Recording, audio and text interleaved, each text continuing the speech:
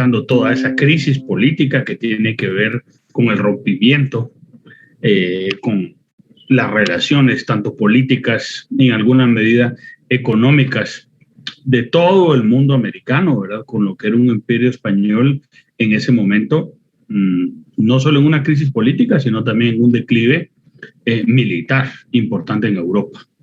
Y eso es algo que a veces se deja de lado, ¿verdad? Los cambios que en ese momento están dando en Europa, la pérdida de la hegemonía española en ese momento, a nivel general, la pérdida de esa idea imperial, ¿no? Y en ese momento el surgimiento también del dominio británico, en este caso en las colonias en otras partes del mundo. Entonces hay unos grandes cambios. América Central está por entrar a un periodo de gran tumulto político, ¿no? Que como ya lo habíamos dicho, tiene que ver con una declaración de emancipación política, tiene que ver con la decisión de las élites sobre si unirse a México o no. Se inicia ese experimento anexionista mexicano que finalmente fracasa. Y por otro lado, el fracaso de dos proyectos que son en este momento la República Federal y son también relacionados con la caída de esa República Federal, la separación, ¿verdad?, de cada uno de los estados centroamericanos y el establecimiento de su propio camino.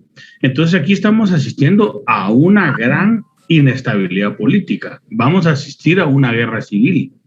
Y aquí lo que vamos a encontrar es cuáles van a ser los cambios en la escritura de la historia. Ese es como el punto central al que nosotros tenemos que ponerle atención acá. Vamos a ver una cuestión previa, sobre todo sobre el peso del regionalismo en la historiografía y de algunos conceptos también que se utilizan en la historiografía.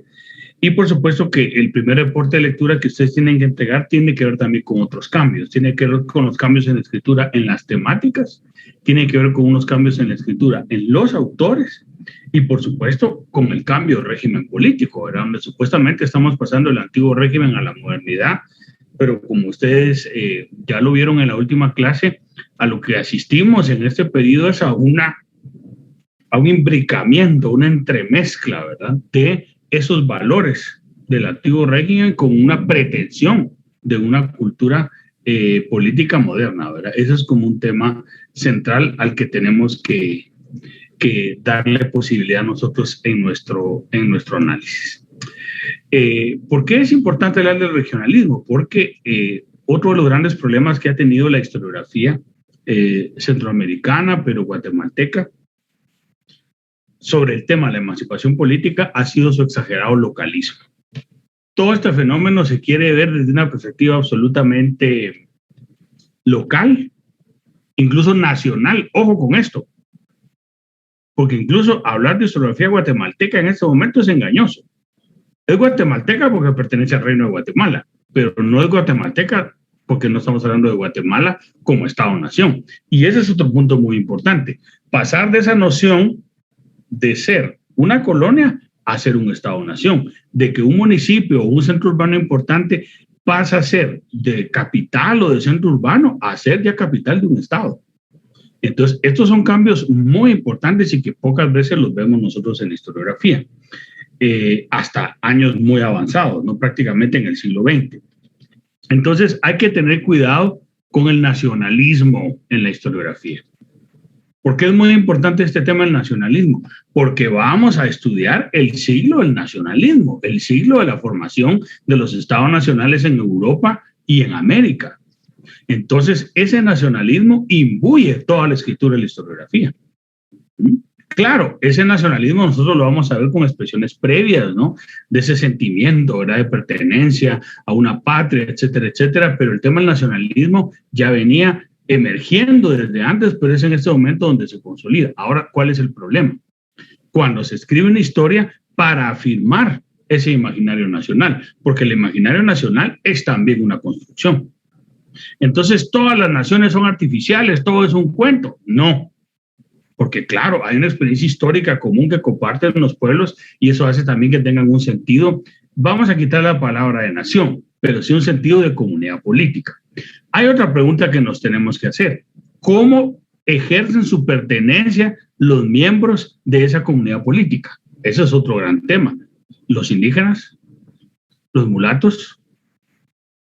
los afrodescendientes, los segundones, un término espantoso, para hablar de los sectores medios, los artesanos.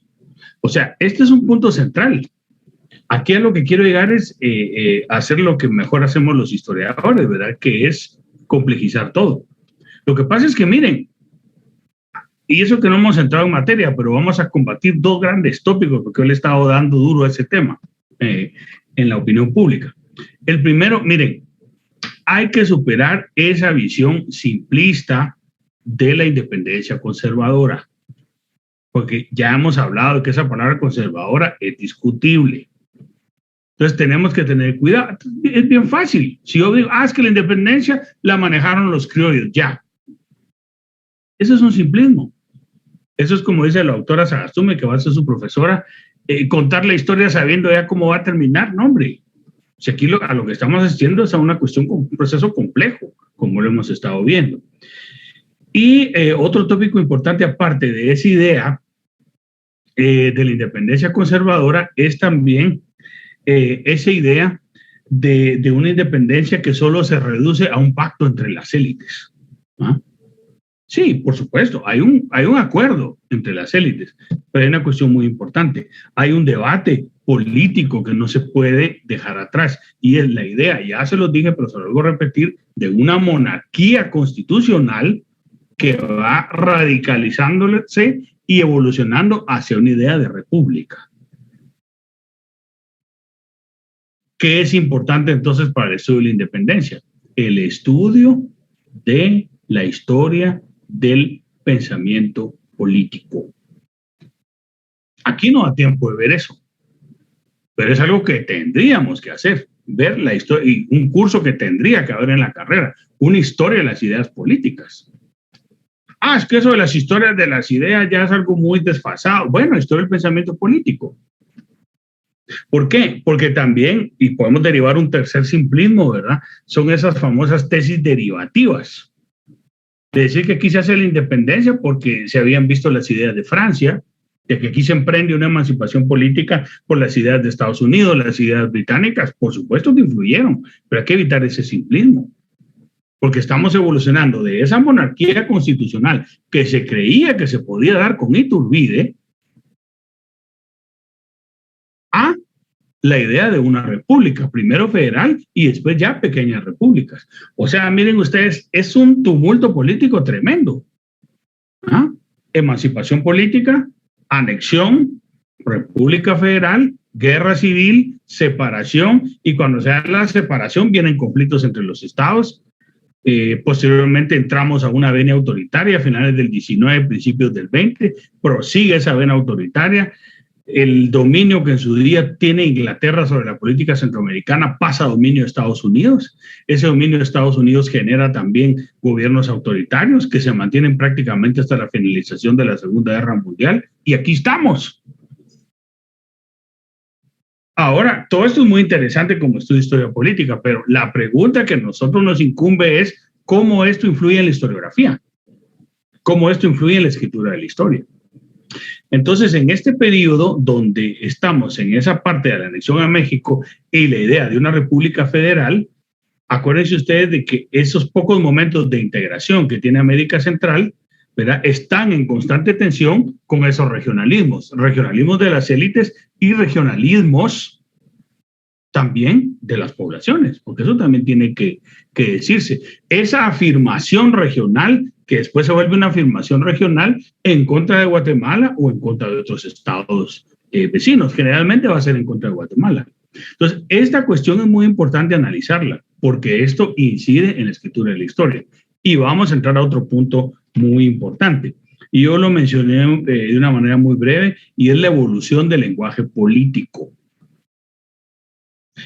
Fíjense que la principal renovación de la historiografía de la independencia de Centroamérica, va a salir un artículo mío publicado en Historia Constitucional en Madrid, donde yo analizo ese tema, y ahí digo una cuestión bien importante.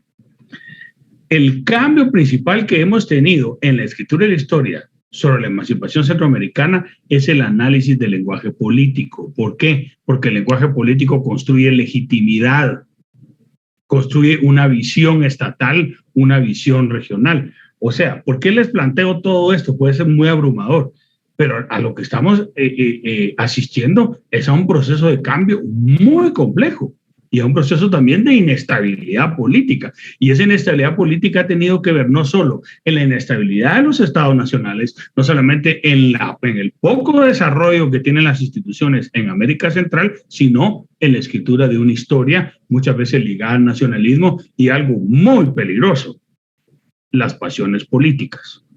O sea que la historia, en lugar de ser una indagación de la verdad de los hechos, se vuelve un instrumento para la afirmación de mi diario político o para la afirmación de un discurso nacional que a mí me interesa. Esto no ha cambiado mucho. En esta escuela, muchas veces se habló de la historia, como ya lo dije anteriormente, queriéndola contar sabiendo cómo ya va a terminar todo. ¿Por qué?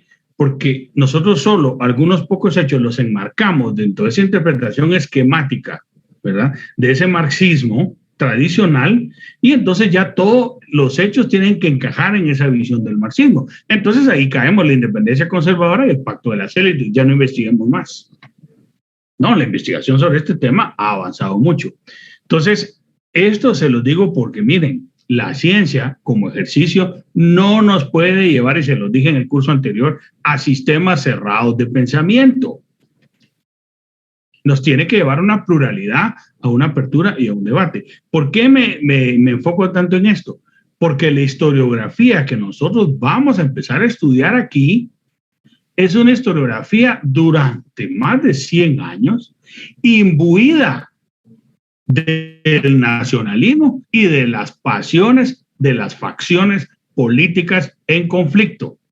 Y si nosotros no nos sabemos situar bajo esa dirección, no vamos a poder ubicar bien la orientación de toda esa gran producción del periodo. Les hago toda esta introducción para que empecemos a ver un poco este artículo de Arturo Taracena que se dejó como lectura, que ustedes ya lo vieron, cómo también los quesaltecos construyen su propia visión, ¿verdad?, de la historia a partir de lo que ellos se consideran ser, ¿verdad? Es un poco lo que dice el doctor Tolid del Chivo, la alianza altense, ¿verdad? Acuérdense ustedes que en Quetzaltenango, en ese periodo que se refiere el doctor Taracena, Quetzaltenango, Totonicapán y San Marcos tienen un ideario común, de ser una región política, de ser una región económica y algo muy importante, que Quetzaltenango, por su conexión con el Pacífico mexicano, buscar el comercio con México a través, ¿verdad?, de esas conexiones que se tienen, y San Marcos también del acceso al mar Pacífico. Entonces, esta es una cuestión muy importante a la que quiero hacer referencia y que me gustaría saber si es claro para ustedes lo que está pasando, sobre todo que ustedes tomen en cuenta la complejidad y el tumulto político en el que está sumida Guatemala y la región centroamericana. ¿Son claras estas ideas para ustedes?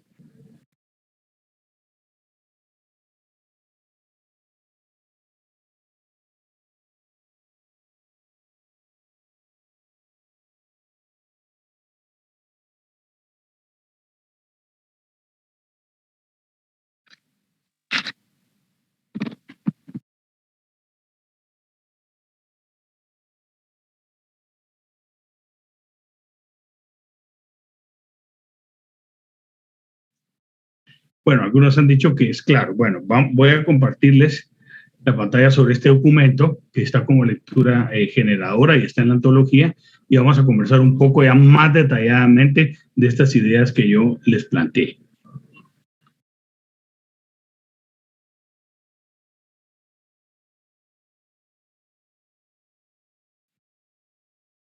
Sí se ve la presentación, ¿verdad? Sí se ve. Sí, doctor.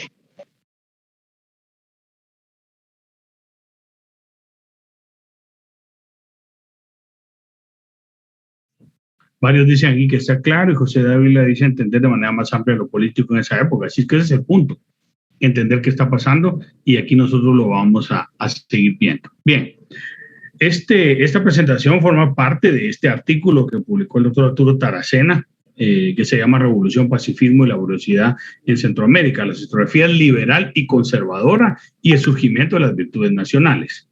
Fíjense en esos tres conceptos: revolución, Pero bueno, ¿cómo van a hablar de revolución esta gente si todavía Marx no había aparecido en el horizonte, sino años después? Bueno, ahí está. Se hablaba de revolución. ¿Qué tipo de revolución? Lo vamos a analizar. Pacifismo, pueblos que se consideraban pacíficos, ¿eh? Y trabajadores, la laboriosidad. Entonces, estos conceptos son importantes porque van a servir para definir diferenciaciones de determinadas poblaciones respecto al resto. Vamos a irlo viendo poco a poco. Bien. Bueno, primero, este es un análisis de 3 historiografías. La historiografía guatemalteca, la historiografía costarricense y la historiografía altense. Guatemalteca, porque pertenece a la dinámica política propia de este centro urbano, que es la ciudad de Guatemala. Costarricense, porque acuérdense ustedes que la recepción de la independencia es un proceso diferenciado, ¿verdad? Los costarricenses y los nicaragüenses guardan una reserva sobre el proceso. Y los quesaltecos, que los quesaltecos también tienen una visión propia a partir de la construcción de ese regionalismo, ¿no? Como ustedes lo leyeron en el artículo anterior también de Arturo Taracena. Bien, cuando se habla de la emancipación política o de la independencia, pero vamos a tomar ese término más restringido, que es la emancipación política, los liberales y conservadores hablan de este proceso como la revolución de Centroamérica. Fíjense, es que es tremendo. ¿Ah? ¿Cómo la denomina Alejandro Marure? La revolución de Centroamérica. ¿Cómo la va a denominar Montúfar a finales del siglo XIX? La revolución de Centroamérica. Entonces, ¿por qué se habla de una revolución? Porque es una ruptura política del pasado y el advenimiento de un presente político propio. Ojo con esta cuestión. Aquí, antes estuvimos viendo solo hechos políticos. Ya no vamos a hablar de esos hechos políticos, ya los conocimos. Ahora el tema central es hablar de cuáles son los lenguajes, los conceptos y las representaciones de esos hechos políticos. Entonces, la idea que se tiene en este caso es la idea de una revolución. La independencia fue toda una revolución. ¿Por qué Severo Martínez habla de una independencia conservadora? Porque para el ideario político de alguien que en ese momento milita en el Partido Guatemalteco del Trabajo, hablar de la independencia como revolución sería una contradicción de la visión actual de ellos de la revolución en Guatemala. Entonces, fíjense ustedes, tenemos que situar bien la historiografía y situar bien los intereses de sus autores. Voy hasta Severo Martínez porque es el concepto más socorrido en la opinión pública, en todos lados, que por eso somos la patria del criollo. Ojo, Severo Martínez hablaba de esa independencia conservadora porque para su diario político hubiese sido un motivo de confusión hablar de la revolución, tanto de la independencia como la revolución del 71, que también se le llamó revolución, porque la revolución para él como militante del PGT era ese cambio donde el partido, ¿verdad? Como organización política, hace una alianza, ¿verdad?, con la burguesía y toman el poder del Estado. Puchica, doctor, pero es que nos tienen del 19 y el 20. Es que el punto de hablar de la independencia, les voy a decir algo. Fíjense que uno de los grandes problemas con la independencia y el bicentenario es que solo hablan del siglo XIX. Yo soy historiador del siglo XIX, pero ya me tienen aburrido. ¿Saben por qué? Porque hay que hablar del 19, pero con relación a la formación de la cultura política actual. Y ese es el error que se está cometiendo en ese ciclo bicentenarial en el que estamos. ¿Ah? Por eso es que yo le estoy haciendo a ustedes esa relación también. ¿Ah? O sea, entender cómo en ese momento el concepto de revolución se quería delimitar. Pero en este momento, en el siglo XIX, la independencia es vista como revolución. Y aquí viene un concepto abstracto muy importante en la historiografía. Pónganle atención. Revolución es romper con el pasado y es construir un presente político propio. Todos los pueblos quieren lograr eso. Entonces, ¿esto a qué nos lleva? A una cuestión mucho más seria y es a una cesura, a una partición del pasado, así como los criterios entre la prehistoria y la historia, ¿verdad? O los criterios dentro de la historia occidental, ¿verdad? Antes o después de Cristo. Entonces, antes de la independencia y después de la independencia, antes de la revolución. Ojo, aquí hay un criterio de partición del tiempo. que se establece en la historiografía.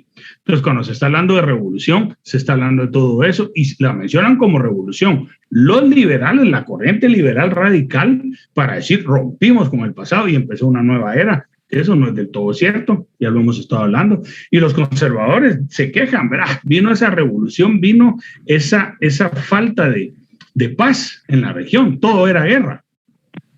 Los conservadores entendidos como la corriente liberal moderada. Entonces, esta es una cuestión muy importante para entender solo ese concepto de revolución. ¿Cuál es el corpus, las obras más importantes de estos años? Bueno, Manuel Montúfar y Coronado, ¿verdad? Con las memorias de la revolución de Centroamérica, donde Montúfar y Coronado, que pertenece a una corriente más moderada, se queja amargamente, ¿verdad?, del radicalismo de esa facción que quiere imponer forzosamente ese ideal republicano. El bosquejo de Alejandro Marure, que en el fondo también está a favor de esa fundación de una república, ¿verdad? Porque acuérdense incluso los términos que usa Marure, quien le toca estudiarlo se va a dar cuenta que cuando se habla de los conservadores, él no dice conservadores, habla del partido aristocrático. ¿Ah? Y José Francisco de Córdoba, que escribe las memorias acerca de la Revolución de Centroamérica, y hay otro libro que habla también de memoria de la Revolución de Centroamérica, que es el de Pedro Molina, que, ojo, se publicó hasta el año 1929. Se dan cuenta cómo en todos los libros está el término revolución, pero cada quien interpreta el término revolución de acuerdo a su ideario político. Montúfar y Coronado, bajo una posición, en sus memorias de Jalapa, bajo una posición de decepción política. Alejandro Marure ascribiéndose a esa tesis radical, ¿verdad?, de que se tiene que fundar una república, y el caso de José Francisco Córdoba, que también está pues decepcionado y dice, no, tiene que haber realmente un intento de construcción de una república, pero con consenso de todos los sectores, y Pedro Molina que dice, no, aquí tiene que fundarse esa república. Entonces, Montúfar y Coronado, el bosquejo de Alejandro Marure, los apuntamientos para la historia de la revolución de Francisco Córdoba y memoria acerca de la revolución de Pedro Molina son las obras clave, y todas hablan de revolución. ¿En qué términos? En los que hemos hablado. Alejandro Marure Villavicencio, el primer catedrático de historia que tuvo esta universidad, ¿verdad?, nombrado bajo esa cátedra, él intenta construir en su bosquejo para la historia de la ¿qué? Revolución. Vuelve a aparecer. En el bosquejo para la historia de la revolución de Centroamérica tiene la intención de construir una narración de los sucesos de la independencia y la guerra civil entre 1826 y 1829, incluyendo la fundación de la federación. Entonces dice Marure, lo más importante aquí es que se da un proceso de fundación de una república, dice él, cito textualmente, bajo hechos y doctrinas modernas. Aquí entra el cuestionamiento, ¿cómo un hecho puede ser moderno? Los hechos que bajo su ideario son hechos modernos, hechos de cambio. Entonces, como ustedes ven, él ya está imbuido por decir de que la visión del pasado tiene su consecución en la fundación de una república federal en este caso. Entonces, en la obra de Marure se empiezan a construir los primeros elementos políticos protonacionales. O sea, una visión nacionalista, un nacionalismo que se va a transparentar en la fundación de una república federal, que hace a los pueblos centroamericanos únicos, pero bajo el ideario liberal. Ya no de monarquía constitucional, eso es España, eso no, eso es antiguo régimen, sino un nuevo régimen democrático, de libertades, de comercio libre. Y entonces, aquí es donde empiezan a aparecer las primeras ideas protonacionales. La fundación de la república tendría que ver con el ideario liberal, no conservador. Ahora les voy a hacer la gran pregunta. Marure dice que la consecución de la república se debe dar bajo el proyecto liberal. Pero la pregunta aquí es, Marure ni los de la corriente liberal radical fundaron la república. ¿Quiénes fundaron la república?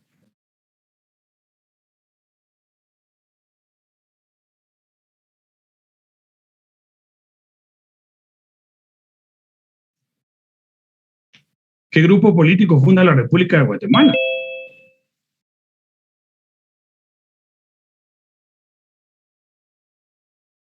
Los liberales, doctor, el grupo político liberal. La República de Guatemala, en 1847.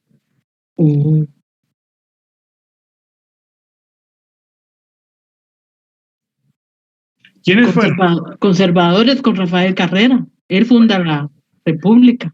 Entonces, ¿se da cuenta usted de eso? Marure dice que los liberales debieron fundar la República, pero quienes la fundaron fueron los conservadores. Conservadores, sí. Aquí, este es el aspecto interesante, que aunque Marure en su historia estableció que tenía que ser bajo la égida liberal la fundación de la República de Guatemala, la funda la corriente política más moderada. ¿Y cómo se funda la República de Guatemala? Pues en una amalgama de instituciones hispánicas con algunos rasgos modernos. Otro tópico historiográfico, ¿ah? Esas ideas que repetimos y las queremos volver verdad, que la caficultura inicia con los liberales. La caficultura inició en el periodo conservador. Los liberales construyen un modelo de caficulturización de toda la economía. La economía se refiere al café, pero la caficultura empezó antes. Y se empezaron a generar capitales y ganancias antes. Es que miren, eso es un gran problema. El periodo conservador como periodo oscuro y el periodo liberal, incluso fíjense ustedes, por la propia izquierda, queriéndose ver como un proyecto político que tiene rasgos importantes de modernidad, cuando es una modernidad restringida que no llegó a todos. ¿Y saben por qué es eso? Porque el ideario político de las izquierdas es un ideario político liberal también. Ojo con ese tema. Pero a veces se nos olvida. Bueno, vamos a seguir. El discurso. El discurso de Marure es que para él la revolución es un hecho regenerador y cíclico en la historia de la humanidad. Cuando hay revolución se regenera todo. Eso saben ustedes que no es cierto. Y esa idea está presente con el estudio de la independencia, como que con la independencia se regeneró todo. Hay que cuidarnos como historiadores de deslumbrarnos y ver que esa independencia que se proclama no es un hecho regenerador, porque tiene que tener unos antecedentes. Y en el caso de Centroamérica se empieza a pensar que la independencia es la liberación del dominio colonial e iba a ser una república independiente. Esto fracasa, ¿verdad? Entonces, según Marure, se asiste a un momento histórico. Esto es muy propio del liberalismo. El liberalismo parte de la historia, entre lo que era antes un periodo de atraso, de oscurantismo y una nueva era. Lo hace Marure en 1832 y lo hace Lorenzo Montúfar en 1877 en su reseña histórica de Centroamérica. ¿Qué nos dice esto? Pero los conservadores no escribieron historia. ¿A quién se le encargó la escritura de la historia en el periodo conservador? Me estoy adelantando a un tema, pero no sé si alguien lo sabe y no lo pueda decir. Escritor guatemalteco muy famoso.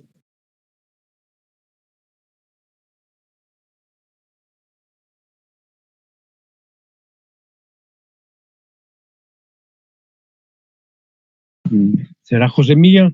José Milla y Vidaurre.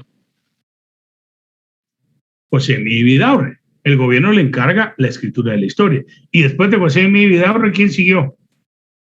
Ahí ya se las puse más difícil. Pero quienes se acuerdan de la primera clase con el programa, lo tendrían que poder contestar.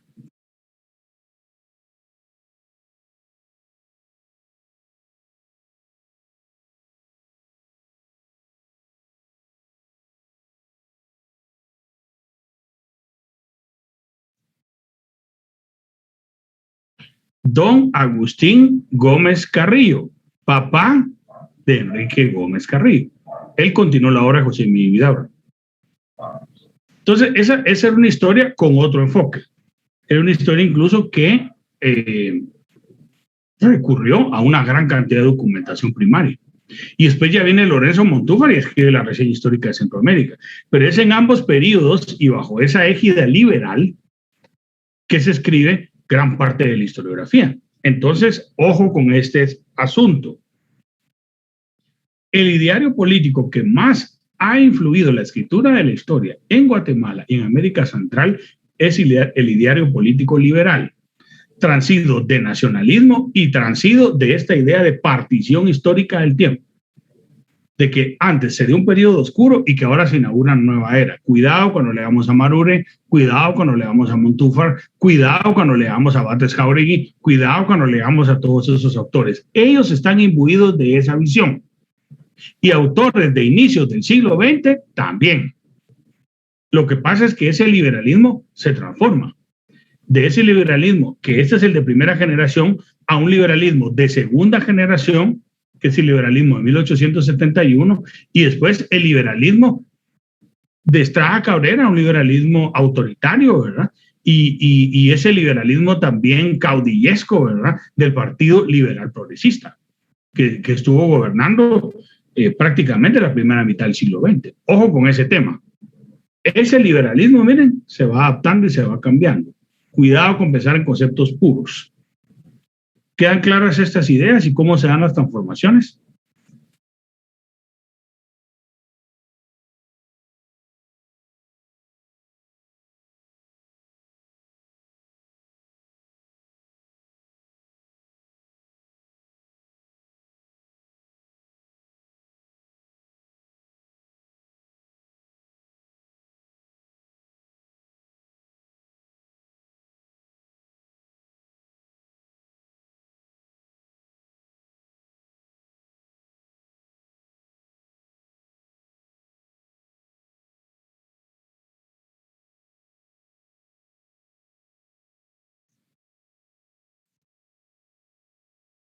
Bien, sigamos. Entonces, dice Manuel Montúfar y Coronado, aquí viene lo que yo les estoy diciendo. Dice, si los historiadores se dividen en sistemas y en partidos al escribir los hechos que pasaron 1000 años antes, no es extraño que, viviendo los actores, escriban apologías, impugnaciones y bajo ese pretexto acusaciones, injurias y diatribas. Mucha de la historiografía de este periodo está lleno de eso, de apologías, de impugnaciones, de acusaciones, de injurias y diatribas.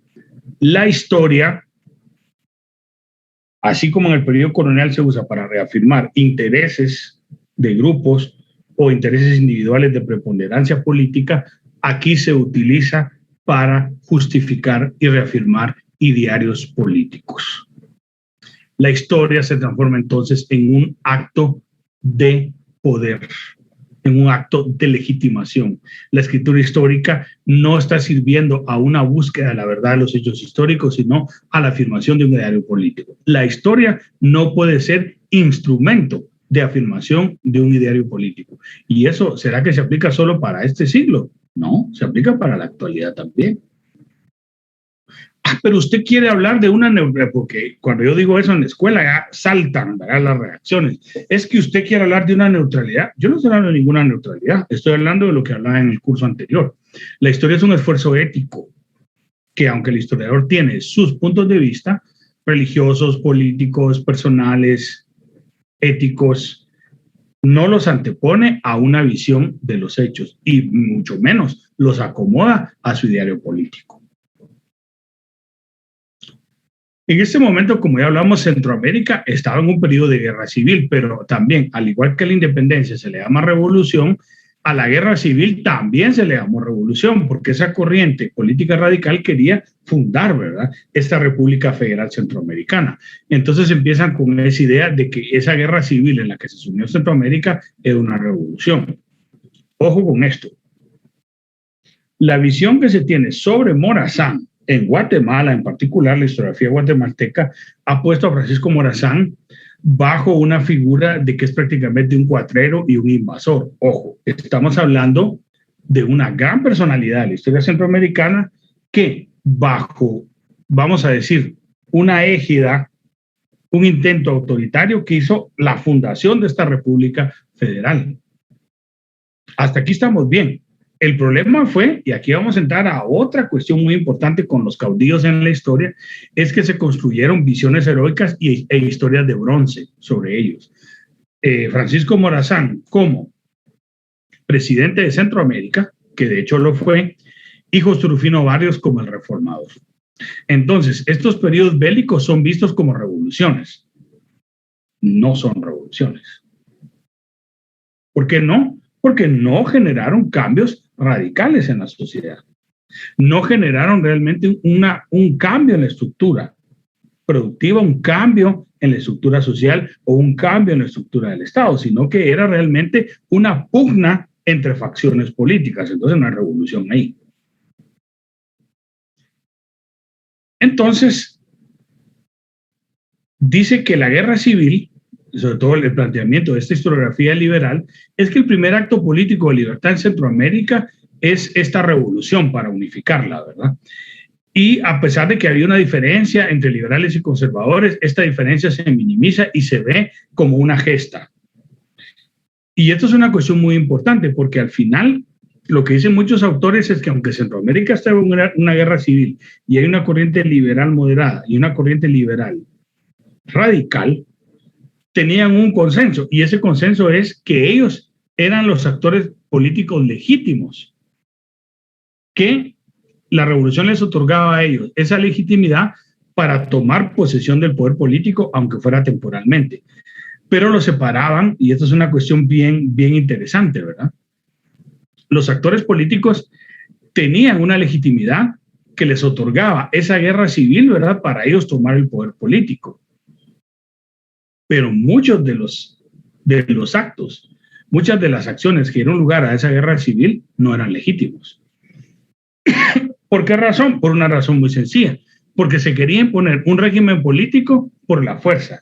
Cada facción política, sin ponerse de acuerdo, quería prevalecer sobre la otra. Claro, la idea de Maruri y de muchos liberales, la corriente liberal radical, se constituyó en una lucha por obtener una igualdad económica frente a los herederos de la riqueza colonial encarnados en el Partido Conservador, y por eso se les decía el Partido Aristocrático, por supuesto. Esto pues efectivamente fue así, pero esa lucha donde se quiere imponer una facción política sobre la otra tiene legitimidad en cuanto a actores, pero no tiene legitimidad en cuanto a los medios que utilizaron para imponerse por la fuerza sobre sus adversarios. Por supuesto, gran parte de las contiendas, como dice Francisco de Córdoba, en sus memorias, dice que esas disensiones que había entre los países centroamericanos tenían un trasfondo económico. ¿Por qué razón? Porque, como lo hemos hablado, las élites políticas veían una amenaza a la unificación política de Centroamérica porque eso le restaba poder político y le restaba la gestión de sus negocios. Entonces, la unidad centroamericana no convenía por eso.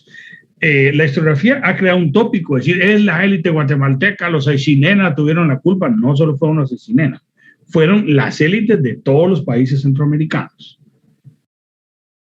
Entonces, la cuestión aquí es la siguiente, ¿verdad? Que todas estas supuestas batallas y revoluciones lo que tenían de trasfondo eran intereses económicos. ¿Y cómo una facción lograba imponerse sobre otra? Bueno, no solamente por la fuerza, sino también haciendo negociaciones, concesiones económicas y políticas. Ninguna facción se pudo imponer por la vía de las armas, ni los liberales moderados, que ellos tampoco recurrieron por un periodo largo a la vía armada. Entonces, ¿qué tenía que haber? Tenía que haber una serie de concesiones económicas y políticas entre las facciones. Entonces, hay una cuestión aquí tremenda, ¿verdad? Y es que el concepto de revolución, que en su momento, como ustedes ven, se veía como un acto político de libertad, empieza a cambiar. Porque ya la revolución no solo se ve como un cambio radical, sino que hay una apropiación del concepto de revolución de una mirada conservadora. Entonces ya se ve revolución no como ese cambio político radical, sino el ascenso social de una facción política, que es una visión sostenida por élites de otros estados y algunas regiones, ¿verdad? Porque el problema de esto es que cuando se habla de revolución se empieza a acuñar otro término. Esa revolución no es buena, no solo es un acto de libertad, tiene sumida en anarquía a la región. Entonces miren qué interesante cómo los dos conceptos de revolución, uno es de la corriente liberal radical y otro es de la corriente más moderada. Unos dicen es un acto político de emancipación, es un acto político de libertad, y los otros dicen pues no tanto, lo que hay aquí es una anarquía. Esa revolución a lo que nos ha llevado es a una anarquía. Entonces, las élites intelectuales y políticas empiezan a plantear de que esa revolución se estaba extraviando, no estaba llevando a ese gran cambio político, solo era una batalla entre las élites, entonces hay que regenerar esa revolución. Esa revolución debe permitir una participación de amplios sectores, ¿no?, en la fundación de nuevas repúblicas, ¿verdad? Entonces, esta es una cuestión muy, muy importante, porque cuando se empieza a hablar de contener los extravíos de la revolución, aquí ya no solo hay un conflicto entre el sector liberal y el sector moderado del liberalismo, sino que aquí entran en acción los sectores medios. Los sectores medios dicen, nos tienen sumidos en la anarquía, nos tienen sumidos en una violencia política, y aquí lo que se necesita es regenerar. Ahora, esa regeneración, ¿a qué va a llevar? A que sean incluidos otros sectores de la población. ¿Cuáles sectores? Los estratos intermedios. Porque nosotros también formamos parte de la nación. ¿Ah? Entonces, fíjense qué interesante, ¿verdad? Cuando se rompe la Federación Centroamericana, los sectores medios dicen, no, hay que fundar estados. Eso nos va a permitir a nosotros sobrevivir. Porque si es siempre una pugna entre el liberalismo radical y el liberalismo moderado, nosotros ¿dónde quedamos? Entonces, la mejor manera de nosotros tener inclusión en este proceso de cambio político es la fundación de estados, y es cuando Centroamérica se funda en pequeños estados. No vamos a ser ingenuos de creer que la fundación de estados solo tiene que ver con los sectores medios, pero sí son muy importantes, y es parte de una concesión que también hacen las élites porque favorece sus intereses. Es un proceso complejo, pero es muy importante que ustedes vean cómo se transforma la revolución de cambio político a un proceso que genera anarquía política, y después que pasamos a una regeneración para fundar los estados. Emancipación política y la independencia, revolución bajo esas dos miradas durante la federación, y finalmente fundación de estados con el rompimiento de la federación. Entonces, todas estas ideas están en la historiografía, como lo hemos ido viendo. ¿Está claro hasta aquí?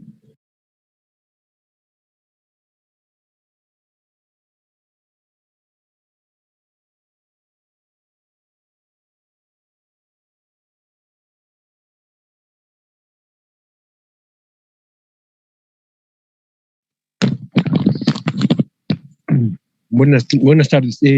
Entonces, podemos decir de que, ojo con el contexto de quién nos enseña o de dónde aprendemos la historia por la corriente que pueda inmiscuirnos. Usted mencionaba algo con respecto a cierta corriente que se maneja en la escuela, ¿verdad? Creo que la vez pasada comentaba yo algo con respecto a eso, que después de 3 años de estar recibiendo siempre una idea de corriente ideológica, cuesta ser más objetivo a la hora de un análisis, ¿verdad? Porque, como usted decía, cuesta ver otro enfoque si solo se tiene un lado de la historia.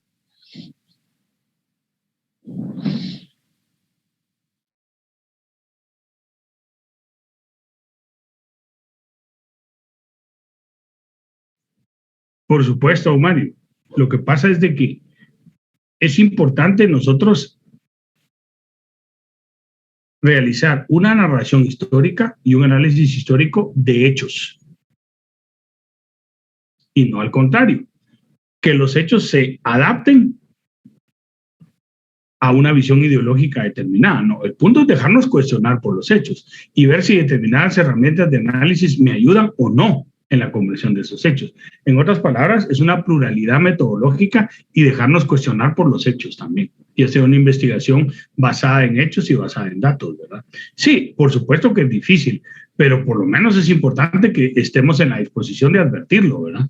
Porque si nosotros no lo advertimos y nos creemos poseedores de la verdad, pues ahí estamos en problemas, pero me parece muy necesario su comentario al respecto.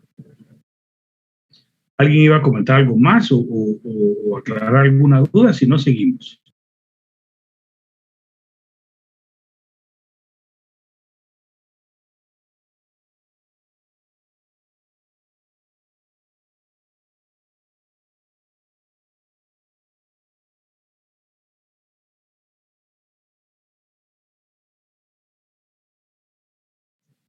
Bueno, vamos a seguir. ¿Cuál es la percepción dentro de este tumulto político del que estamos hablando que tienen los quetzaltecos? Hay otra cuestión bien importante con la historia de Guatemala.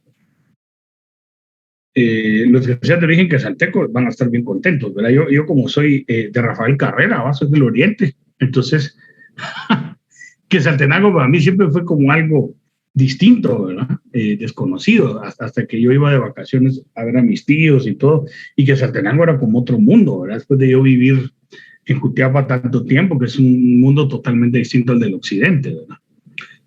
Pero ¿cuál es la percepción de los quetzaltecos? Aquí hay una cuestión muy importante. No se puede entender la historia política de Guatemala del siglo XIX sin Quetzaltenango.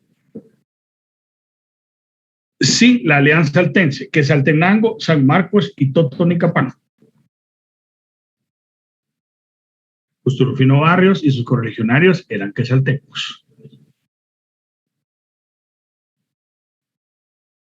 José María Reina Barrios en problemas con los quetzaltecos. Él sí era capitalino, pero tiene problemas con los quetzaltecos, a tal punto que lo asesinan. ¿Y quién asume? Otro quetzalteco, Manuel Estrada Cabrera.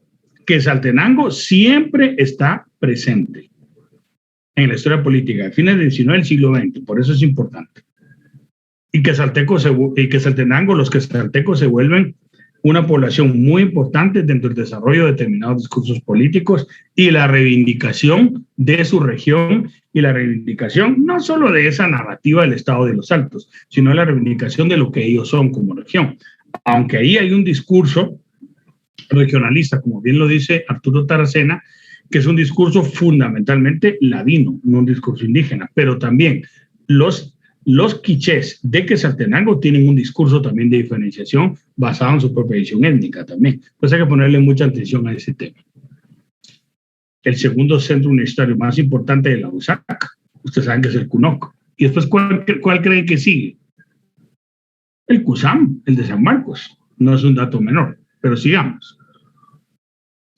¿Qué dicen los quetzaltecos sobre todo este tumulto? Esta cosa es una infelicidad total. Porque al final nosotros somos víctimas de guerras, muertes, destierros, proscripciones, saqueos y cárcel. Nosotros quisimos apoyar la federación y nos fue mal.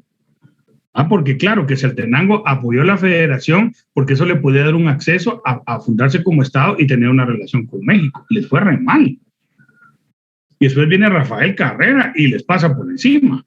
¿Verdad? Tienen una derrota brutal. Y posteriormente, si ustedes lo ven, cuando se da la situación de José María Reina Barrios y el levantamiento de 1897, es exactamente lo mismo. Él manda el ejército a Quetzaltenango y fusila a gran parte de los cabecillas del movimiento. Por eso es el arco de Quetzaltenango. Es esa relación de antagonismo Quetzaltenango-Ciudad de Guatemala. Y ellos dicen, ahí no hay tal revolución, aquí solo hay guerra, muerte y esa revolución es ilegítima, porque eso no es de que llegaron los liberales al poder. Está bien, llegaron los liberales al poder, pero el problema para nosotros, desde nuestra región, es que esos liberales que llegan al poder solo van a enfatizar en la hegemonía de Guatemala. Y ojo, esa es la conexión que tiene Quetzaltenango con Morazán y con los liberales costarricenses, porque en Quetzaltenango hay un sentimiento antiguatemalteco. Y en varios de los políticos centroamericanos liberales hay un sentimiento antiguatemalteco. Ahí es donde converge, ¿verdad?, con Quetzaltenango. Y dicen algo más. Esa revolución no solo es ilegítima, establece la hegemonía de Guatemala y nosotros somos un pueblo pacífico. A nosotros no nos gusta la guerra y somos un pueblo trabajador. O sea, somos distintos. Nosotros no vivimos en guerra. No. Esto es bien interesante porque este discurso, por eso el pacifismo y la laboriosidad. Si ustedes se acuerdan del título del artículo, Revolución, Pacifismo y Laboriosidad, y es lo siguiente, que los quetzaltecos dicen somos un pueblo pacífico, somos un pueblo laborioso. Entonces, nosotros, ¿verdad? Somos distintos, nosotros no buscamos esa hegemonía política. Entonces, es muy interesante, porque ellos al decir nosotros no estamos a favor ni de una facción ni de otra, sino que nosotros solo somos un pueblo pacífico y laborioso. Entonces, bien interesante, porque ellos con eso lo que hacen es que se separan, ¿verdad?, de las facciones políticas y sobre todo ellos toman también conciencia de lo que fue la segregación a la que ellos quedaron sometidos. Ellos se quisieron emancipar, ¿verdad? Por medio de unirse al proyecto federal y tener relación con México, y les fue muy mal. Entonces lo que hacen es tomar distancia de las facciones políticas en pugna, la que, como ellos dicen, aquí los liberales y los conservadores solo vinieron a expoliar esta región, y el principal problema es que nosotros los apoyamos y eso llevó a un levantamiento de los indígenas. Entonces ya no nos interesa estar con él. ¿Por qué razón? Porque claro, mientras se daba esta pugna política, los pueblos indígenas estaban en una situación de marginalidad y se levantaron. O sea, mientras que Saltenango se levanta con los liberales para la República Federal, los pueblos indígenas se levantan en contra de esa élite política mestiza. Entonces, imagínense ustedes el polvorín que era Quetzaltenango en ese momento. Entonces, el político quetzalteco Marcelo Molina estableció de que era necesario una convención de todos los estados centroamericanos, acudiendo al concepto de una regeneración justa de los resultados de la evolución sobre la población altense. Mientras los sectores medios reclamaban de que tenían que ser incluidos en ese proceso político, ¿verdad? Para ellos también tomar parte en la fundación de los estados, dice Marcelo Molina, es que Quetzaltenango es distinto y tendría que ser tomado en cuenta en la formación de los estados centroamericanos, porque nosotros hemos tenido esa pretensión. Cuando llega Carrera se acabó esa pretensión, totalmente. Entonces es muy interesante, ¿verdad? Cómo algunos pueblos, como el caso de Quetzaltenango, buscan desmarcarse por completo. Y otra población que va a adquirir este discurso de pacifismo son los costarricenses. O sea, que Costa Rica hable que es un país de paz, eso no es nada nuevo. Esto viene desde el siglo XIX. Decían, nosotros somos gente pacífica, nosotros no queremos guerra, a nosotros no nos interesa dominar el resto de Centroamérica y no queremos la hegemonía de Guatemala tampoco.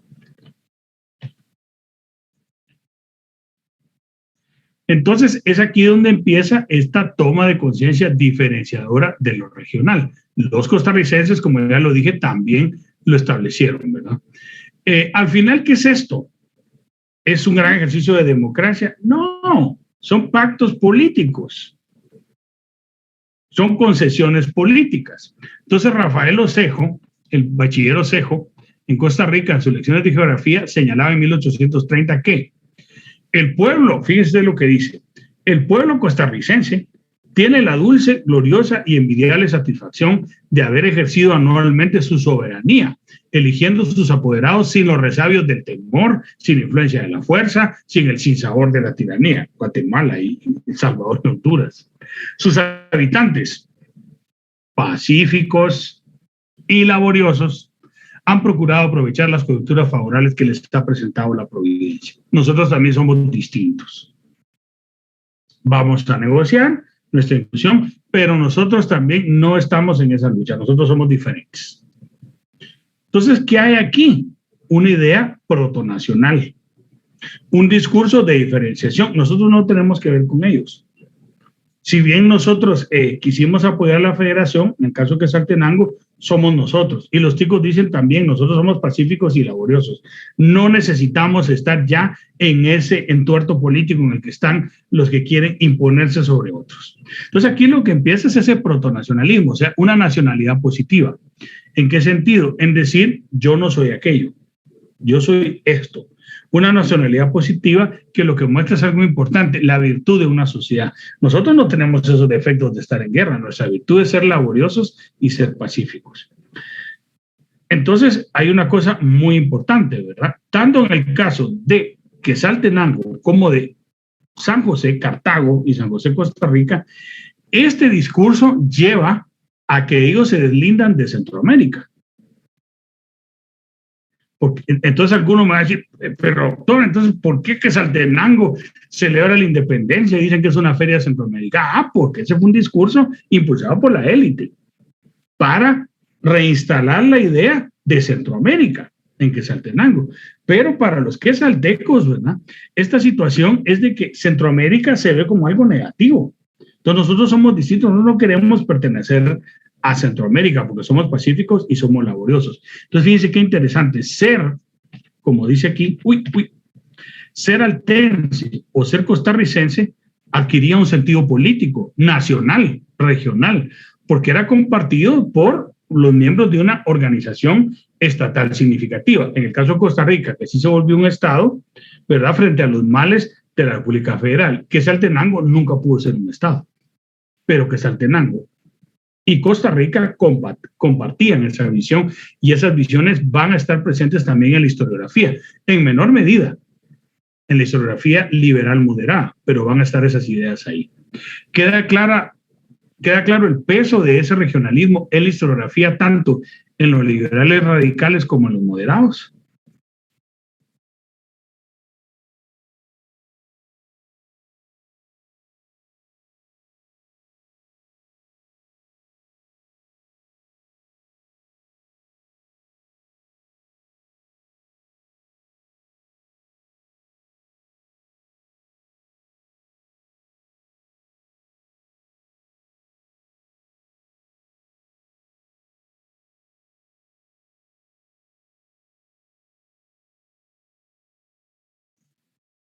Bueno, espero que esté claro. Ideas finales. El intelectual costarricense Felipe Molina, en su bosquejo, que es otra obra de él sobre Centroamérica, planteó junto a Osejo que en Costa Rica ya se había formado una comunidad nacional debido a que es un pueblo pacífico, un pueblo laborioso y otra parte del discurso costarricense, con una homogeneidad racial. Eso pues no es cierto. En Costa Rica hay pueblos indígenas también, ¿verdad? Lo que pasa es que ese discurso de homogeneidad racial fue un discurso muy exitoso hasta los años 90 y que estuvieron apoyadas, dice acá, en una economía en crecimiento a partir de la caficultura y la decisión de sus dirigentes de haberse mantenido al margen de las revoluciones centroamericanas. Esto es clarísimo y es cierto. ¿Por qué Costa Rica se logra diferenciar de Centroamérica?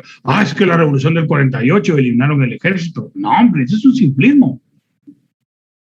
Desde aquí ustedes están viendo cómo los ticos no les interesa estar relacionados con lo que pasaba en el resto de Centroamérica. Y fueron creando, al igual que los quetzaltecos, que no se volvieron un estado, ese sentido de diferenciación por el estado de guerra en el que estaba América Central. Hasta el himno de Costa Rica tiene estos conceptos. Dice el himno tico: construyeron tus hijos labriegos sencillos, eterno prestigio, estima y honor. Ahí está. Ahí está esa idea de que son pacíficos, son laboriosos, ¿no? Y que son homogéneos racialmente. Eso no es cierto, ¿verdad? Porque Costa Rica es uno de los países con un mestizaje grandísimo, ¿verdad? Un mestizaje europeo, indígena, afro de las islas del Caribe. O sea, Costa Rica es un crisol, ¿verdad? En ese sentido. Pero ya ven ustedes cómo se va construyendo ese discurso. Entonces, esta idea de separación, ¿a qué llevan los políticos costarricenses? Como no están imbuidos en la guerra federal, los políticos costarricenses empiezan a resolver sus diferencias muy pronto, sin necesidad de florete, sin necesidad de fuste, sin necesidad de fusiles. ¿Lo hacen mediante cuál mecanismo? Ya va el doctor ahora con sus ideas idílicas de la democracia. No. Pero bueno, la cuestión es que todos dicen sí, que la democracia burguesa, que no sé qué. Pero a mí me gustaría que alguien planteara en la historia de las ideas políticas que otro sistema ha demostrado ser más participativo e inclusivo que el democrático, a pesar de que la idea de la democracia es una idea perfectible. Disculpen, no hay ninguno. Aunque la democracia tenga todos esos defectos y que a veces no se elija, sino que se vote, pero no hay otro sistema. No me van a decir que el socialismo nominal, donde no se puede votar y donde había un sistema de partido único. Pero es que la gente tenía todo. Sí, pero uno necesita unas libertades individuales. Uy, el doctor se volvió de la marroquín. No, tampoco. Pero todo ser humano necesita una libertad individual. Es importante esa libertad. Bien, ¿cómo resuelven los costarricenses sus conflictos? Elecciones. Entonces, cuando Costa Rica en el 48 hace ese cambio, ya venían desde hacía más de 80 años resolviendo sus conflictos políticos mediante una vía electoral, mientras que aquí a pura bala. Eso diferencia un país de otro, pero estas ideas están en la historiografía. Entonces es muy importante porque estas ideas nacionalistas, estas ideas liberales, estas ideas de diferenciación, este protonacionalismo va a estar presente en la historiografía. Entonces, ya cuando los pueblos empiezan a definirse sobre los rasgos que los hacen distintos, es lo que dice el doctor Stephen Palmer, que tiene una tesis muy interesante sobre el periodo liberal en Guatemala y Costa Rica. Dice que es donde se inicia la racionalización de la nacionalidad como inicio de un nacionalismo oficial. Se empiezan a diferenciar.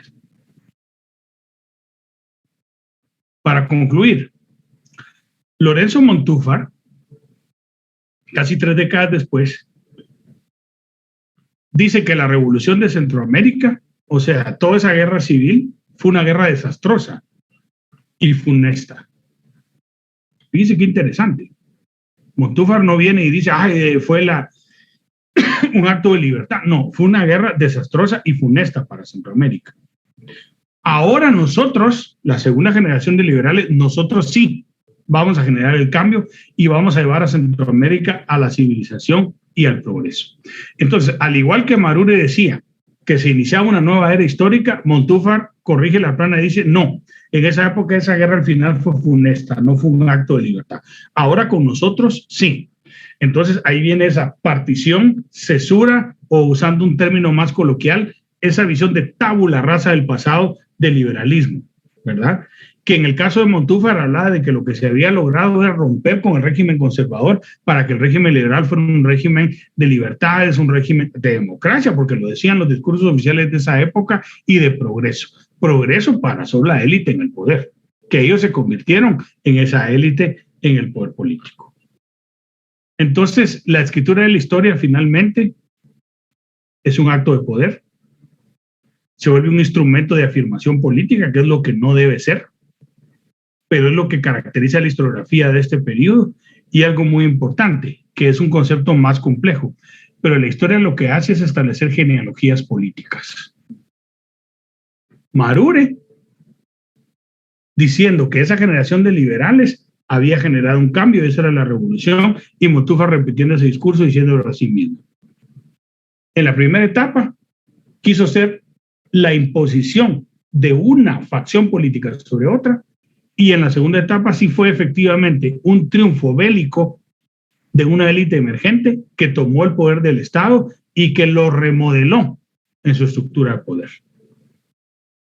La historia sirve para justificar esa conducta autoritaria como una conducta revolucionaria y regeneradora. Por eso tenemos que leer la historia de este periodo a la luz de estas ideas hasta 1945, que se funda la carrera de historia en la Universidad de San Carlos de Guatemala. Entonces, ¿qué pasa con la academia que se funda en 1923? Sí, ahí hay un intento de hacer no una investigación histórica profesional, pero sí una indagación histórica. Y muy importante, que puso las bases de la profesionalización. Miren, ahorita agarramos un arco desde 1824 hasta 1945, pero sí es muy importante entender la influencia que el liberalismo tiene en la historiografía, y ustedes tienen que tener este marco de comprensión para acercarse a las obras que vamos a leer en el curso. Con esto yo termino mi intervención de hoy. No sé si tienen alguna duda o algún aspecto que haya que ampliar. Este es el espacio abierto.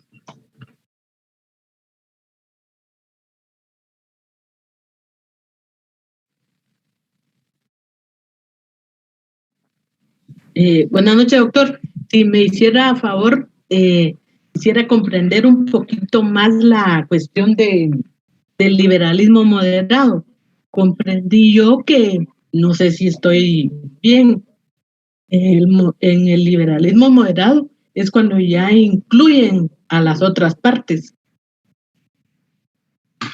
Más que incluir a las otras partes, porque ese liberalismo moderado lo que busca es que sí haya cambios políticos, pero no unos cambios políticos tan radicales. Incluso esos liberales moderados lo que querían era una monarquía constitucional, ¿verdad? Que era un poco la idea de la anexión a México. Ya después, esos liberales moderados lo que quieren sí es la fundación de una república, como decía José Cecilio del Valle, pero con cambios graduales y con instituciones sólidas, que era lo que los liberales radicales no querían. Ellos querían imponer su visión y fundar desde ya una república federal y cambiar absolutamente todas las leyes. No pudieron hacerlo. Y fueron estos liberales moderados los que fundan la República de Guatemala con instituciones heredadas del régimen anterior, pero con algunos rasgos también de modernidad. Lo que pasa es que es un régimen que también se descompone. Ya en su última etapa, ¿verdad? El haberle dado a la Iglesia esa gran preponderancia en la educación y por ende en la vida pública había llevado a un rechazo completo al régimen. Y ya en la etapa final, cuando fallece Carrera y emerge Vicente Serna, que es un gobierno completamente anodino, el descontento es muchísimo. ¿Por qué razón? Porque es un gobierno que no está dando oportunidades, por ejemplo, económicas a la gente del sector medio, ¿verdad?, de acceder a créditos de tierra. ¿Y eso por qué? Porque la Iglesia era uno de los grandes agentes económicos de ese momento. Entonces, ese liberalismo moderado es el que funda la República, pero lo que busca, al igual que el liberalismo radical, es la fundación también de esa República, pero bajo instituciones y bajo unos cambios más moderados. Gracias, doctor. ¿Alguna cuestión más?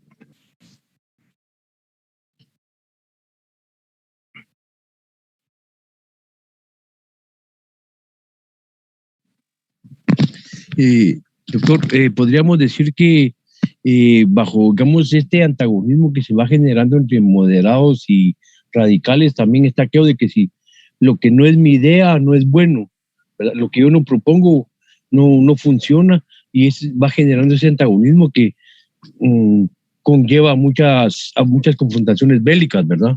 O dicho de una manera más clara, mi idea es la mejor. Sí, así es, Mario.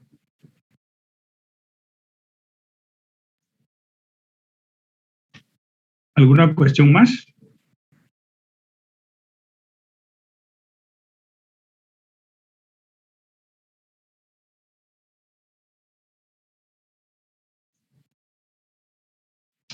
Bien, pues espero que haya sido una clase ilustrativa para ustedes, la de hoy. Les sugiero regresar al texto de Arturo Taracena, es un texto muy importante.